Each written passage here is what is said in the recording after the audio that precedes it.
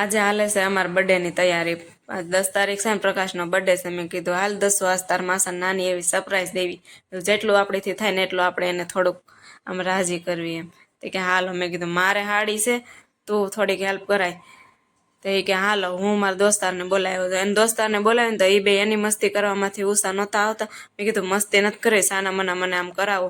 પછી દસુને માળીએ ચડાવ્યો। મેં કીધું દસુ, તાર માસાની જેવી એન્ટ્રી થાય ને ઘરમાં એવા તારે ઉપરથી ફૂલ નાખવાના છે। તો કે હાર હોય કે।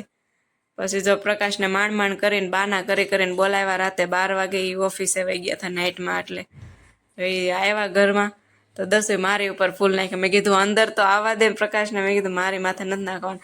પછી પ્રકાશને બેહાડ્યા। મેં કીધું અહીંયા બેહો, કેક કાપવાની છે। પછી એને તાજ પહેરાવ્યો। મેં કીધું હાલો હવે કેક કટિંગ કરો। મેં કીધું લાવો તમને નાનું એવું પ્રપોઝ કરું। મેં કીધું વધારે તો કાંઈ નહીં, પણ થાય એટલું તો કરી દઉં તમને। મેં કીધું હાલ તને કેક ખવડાવ, તે મારી માટે આટલું તો કર્યું। પછી એણે મને કેક ખવડાવીને આજે મારા પાર્થુભાઈનો હારો બર્થડે હતો। મેં કીધું હાલો બેયનો એક કેકમાં ઉજવી નાખો, આપણે બીજી કેક નથી મંગાવી। પછી એક કેકમાં બેયનો બર્થડે ઉજવો। આજે હામો ફોટો બતાવીને મેં પ્રકાશને ગિફ્ટમાં આપ્યો છે, એમાં બધી અમારી જૂની યાદો છે।